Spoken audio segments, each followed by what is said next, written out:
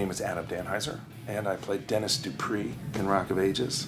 He's the owner of the bar where the action unfolds. Awesome. Yes. I am Paul Schoeffler. I play the businessman Hertz in the show. I come in and try to tear it all down. I traditionally am a straight theater actor, so I didn't have my finger on the pulse of musical theater in New York. Didn't know anything about the show. In fact, was afraid to audition for the show because there was music to learn. I can't fight this feeling anymore, other things. So my audition process started with me saying, I pass. Then I was sort of convinced by my agent that it might be a good thing, so I went in and very sheepishly sort of presented myself as best I could as a musical theater performer, which I've done some of, but I don't figure as my bread and butter. So I got a call back. I got nervous. I brought my 3-year-old with me at the time. What did you sing? What did I say? I sang I Can't Fight This Feeling Anymore. I guess I didn't know what to sing, so I just sort of sang what was given to me there. And my big selling point at the audition was I brought my 3-year-old into the room, and he looked cute and hungry, so they gave me the job. And they said I would be fine. The director kept saying, she's very assuring that everything would be okay, and it's been okay. You do that for every audition? You bring your 3? Usually, I bring a kid in with me. Usually helps. You should have that kid up for rent for other actors. Well, now I have another kid who's now 4, so I should bring him with me. Because my 8-year-old's got, funny teeth now, and he's not as cute. I almost didn't come in because I read it and I didn't understand it, and I thought it was terrible. I didn't think it was funny. I didn't understand it, and but I have children like this guy, and I don't like to travel. Particularly, I've done a lot of it. It's a great interest. We actually really didn't want to do this show. Well, you gotta tell me you almost got yourself, you tried to get yourself out of the show at one point. It's another conversation. But, to be honest with you, I was hopeful that it would just run in New York and I'd be home. But I didn't, when I read it, it just didn't speak to me at all. We have this saying in theaters that is if it ain't on the page, it ain't on the stage, generally speaking.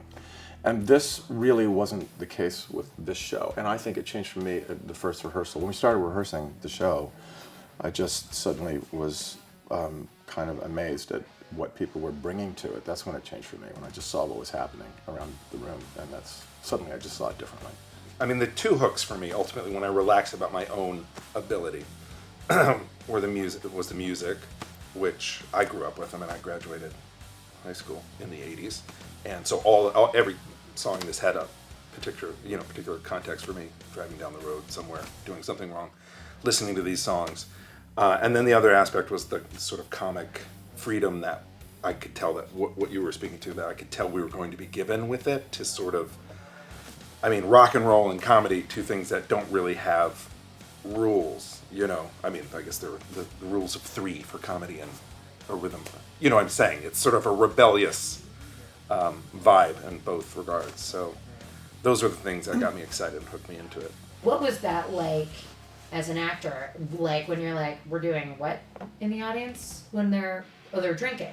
They're drinking Jello shots and fartles and Sure. Knowing that you're kind of creating a party atmosphere at front of house, bringing that into the audience before a curtain. What is that like for you as a performer, and how did you learn that was happening? What did you feel about that? It wasn't happening off Broadway, was it? I think so. Well, I think it was kind of a deal breaker at the Brooks because they didn't want to go for that initially. And they finally said yes to it, and in the audience they bring drinks down. But I think when they saw how well that was remuneratively for them, changed everything. But it changes for us on stage because alcohol sort of frees people up, and there's a lot of invited participation with the audience. However, sometimes it can cross the line. Exuberance is great, but sometimes it crosses the line into something else, and that's sometimes tricky to deal with. More for him because he breaks the 4th wall, and so he has interaction with the audience like the guy who plays Lonnie does. So, but you've become really, really good at dealing with it. It's like, this is a weird analogy because I've never done this, but it's like surfing. Never done it, never surfed. But it's a great wave to ride, this energy that's unlike any other Broadway show that you're gonna, Broadway audience. It's this crazy energy, and there's a rush to it. And then occasionally the wave gets too big and you get sort of knocked off your surfboard. But the rush of riding the wave of it is very exciting. So, and usually because of the role that I have in the show, I can sort of handle it. And, there are wonderful moments that come out of someone going like, "God, Freebird!" And there are terrible moments that come out of someone saying, "I can see your dick!" You can cut that or whatever you need to do. Right. So, it depends on what it is, and sometimes you're with them and the audience loves it because it's live and everyone wants that live experience. More and more, as I've become more Dennis over the years, I really feel a sense of ownership about the space that we're in a little bit, and I do feel that my character there's a certain amount of freedom in that where, you can shoot a look to someone if they scream something and everyone has a good time and we get it. We haven't had like violent, heckling, sort of terrible vibe before. But the sort of playful stuff I can usually sort of slap around a little bit as Dennis, as can the actor who plays Lonnie. He certainly has a lot of freedom as well. As an actor, the best and maybe weirdest experience is getting cast in something that has legs and is going to stay. Mm-hmm. How do you stay inspired? That's a big conversation. I think it's harder. Let's do it. Let's do it. I think it's harder with comedy because you have to have a feeling of spontaneity, and sometimes even if you have a semblance of spontaneity, it's helpful. So I think that's the first thing to go, and sort of serendipitously over a period of time, you get into a rhythm of doing something and you forget why you decided to do something initially. Like you have an initial impulse to do something. Like, oh, that works, we're going to go with that. But after a while, you kind of lose your connection to that. And then it has this feeling of it's the same. And so we shake it up a little. He shakes it up. Where we break, you try to rethink something or just come at it from a different angle or re-question why you chose to do something a certain way. We revisit that a lot. And I think that's one way to keep it fresh. Improvise is sort of the extreme of what I do, but I try to change things up a little bit too, to keep things fresh for myself and for the other actors on stage. We try to keep each other on our toes, and certainly to again create this sort of spontaneity that you need in a live event. I love the challenge of doing a long running show. I've never done that. I mean, I guess maybe 18 months was the longest I've done, and I love it. It's like being a distance runner as opposed to a sprinter or something. There are a whole new set of challenges of keeping things fresh, stuff like that. But you also get to really work moments that you would be afraid to work normally. If you're doing like a short run, you're maybe not step outside of a choice that you've made because you think it's the wrong thing. But when you realize that you're in there for the long haul, you're like, let me try it this way tonight. What's the worst that can happen? And then it can happen. So I look at it as like a real challenge and exciting. And people say like, do you get bored? Do you do the same thing? I was like, well, what do you do? I mean, I go to work for 2.5 hours and make people laugh and feel good and get applause and have a live experience. And then I go home and I tuck my kids in and I have a great time. And, it's a great job for that reason. I think we also, I don't know if you'd agree with that, but I think we police ourselves pretty well. Would you say that's true? Yeah. In terms of, you have a certain degree of integrity about what you're doing, and we all have a vested interest in keeping the integrity of what it is that we're doing. And there are times when, it slips, so I think we're pretty good about watching each other without overstepping ourselves, but knowing that we have a certain level that we're trying to keep it at, and that's important. Because we're human beings. I mean, there are good days and bad days, and days you want to shoot yourself, and days when you're feeling great. It just comes with the territory. Yeah. Let's talk about a great feeling day.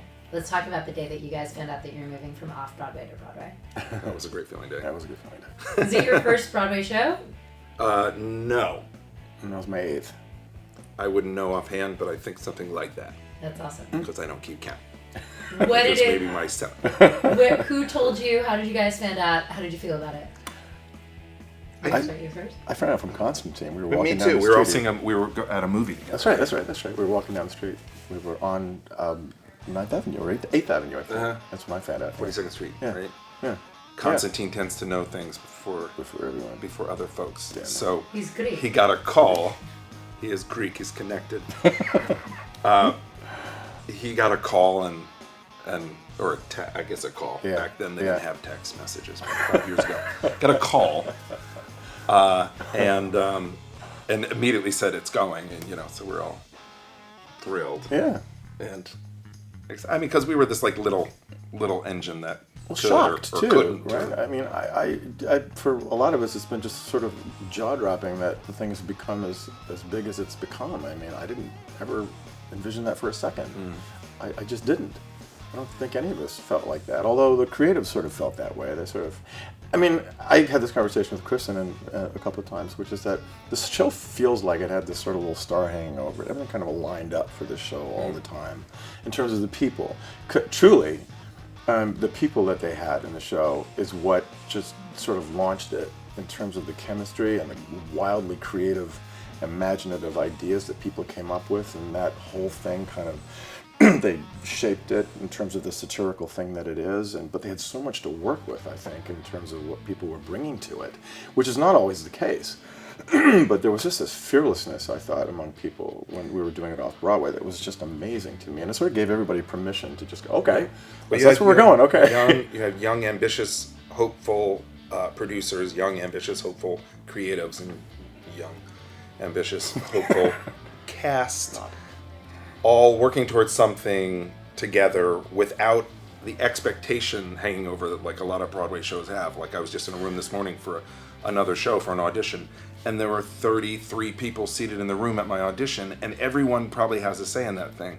This was just like this group of ambitious, fueled, funny people that sort of stayed out of each other's way and helped each other all at the same time, without someone sort of worrying about, oh, what's the press guy? I mean, I'm sure producers were all like that, but we were all just like excited to build this together. So the creatives were creative in their own right, but also allowed all of us to bring stuff that I think if you're in a bigger budgeted, bigger staked musical, would never be allowed. It would just be sort of. You feel it. I'm not trashing other bigger things, but that pressure hangs but over we were you all like the this time. little dirty band of people, just like in the basement.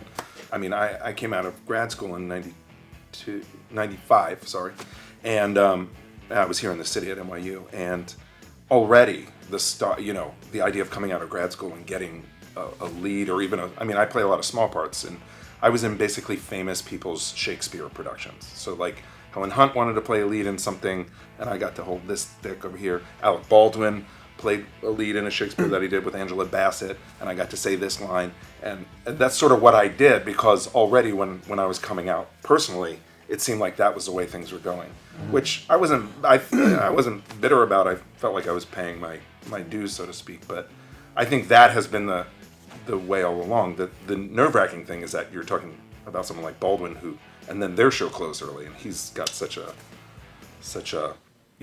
But the stakes such are a force. also the stakes and the risk is so much higher these days. Do you think that's true? That like you have a shorter amount of time to prove yourself as a show?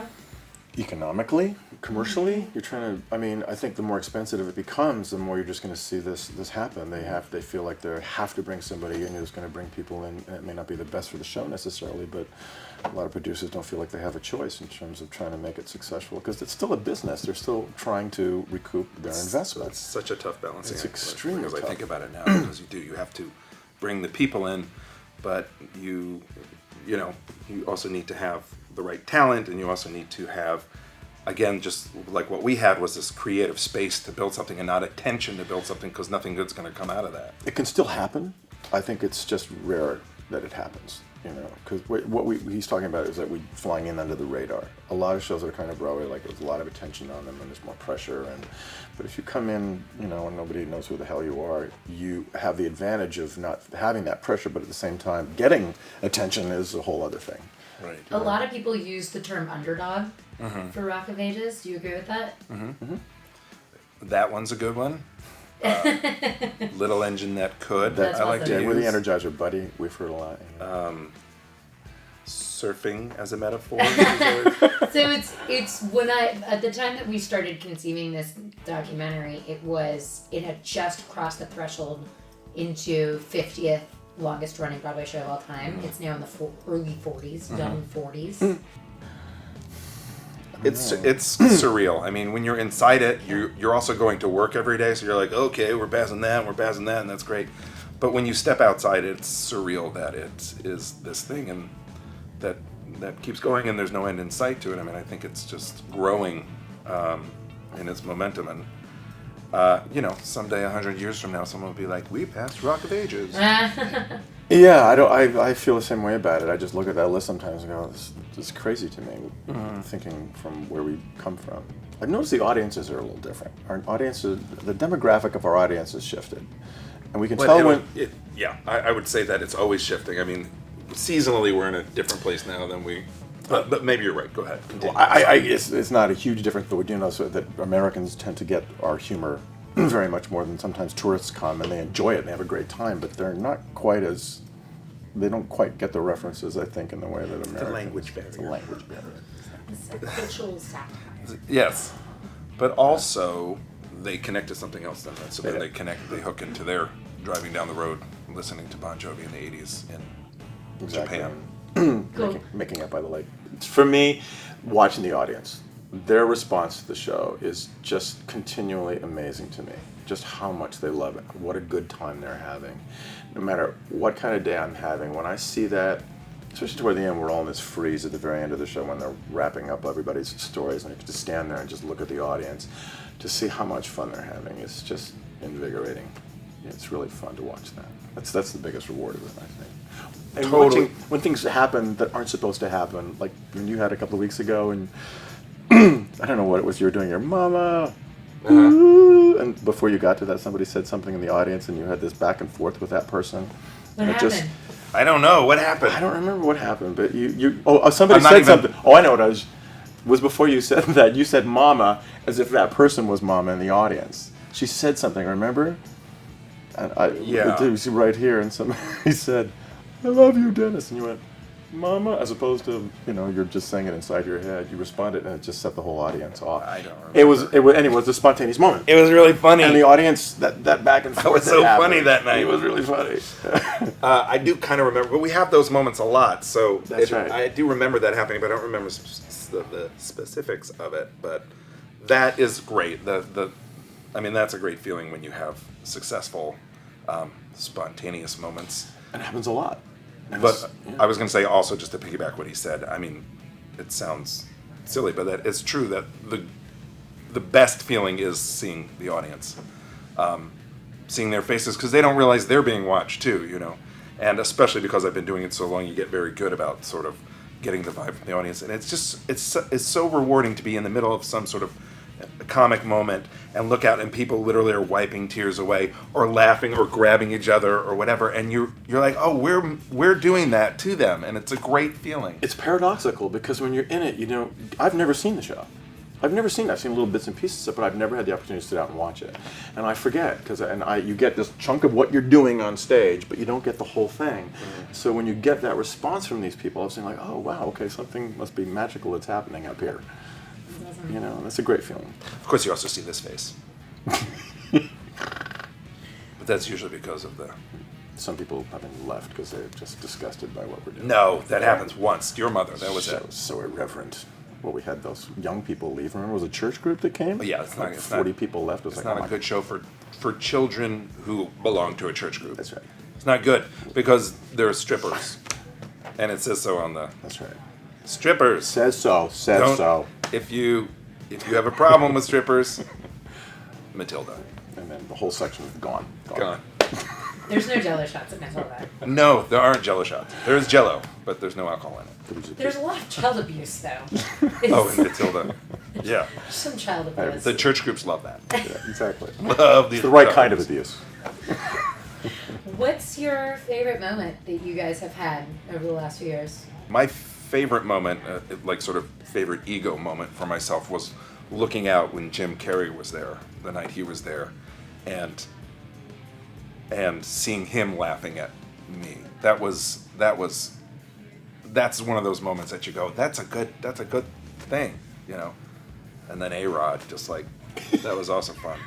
But for me, it's when there's like someone as iconic as that. A-Rod having to have jokes explained to him by Cameron Diaz. Yes. That was interesting. We were doing that whole Tiger Woods thing, and he didn't understand it, and she was explaining it to him. I was watching that moment. They were a good couple for each other, weren't they? They were great. Are they? They're not together Not anymore. together, Huh? no. Didn't go the distance. I had a nice moment with her as well, but I can't really talk about that. I could talk about it, but I think I've gone on too long. Jim Carrey, definitely Jim Carrey. Go. What about you? I don't have one specific moment, but there are certain moments that exist in the show that I personally love, and my favorite moment in the show is his moment, because it just, for me, it came out of it wasn't in the script. When he comes down with a bunch of stuff and he's leaving the bar and he puts it down and goes, "Well, that's the last of it." And pause, and except for absolutely everything on this entire fucking wall. It's such a great moment, and then it turns into like 3 or 4 other things. I think it was like 8 or 9 at one point before they cut it down, but it was like this spontaneous moment that became part of the show. I self-edited. But I watch that moment a lot because it just. I see him in the wings. I watch it many because nights. I love that moment. You inspire me to go on.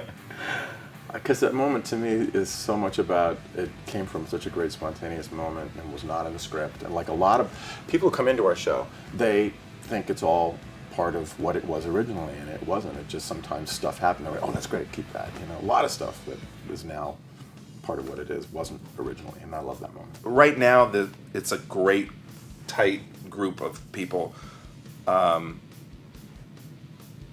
I don't know if it's probably nothing like the original energy. I mean, it's a little bit of the sort of the grandparents of the show.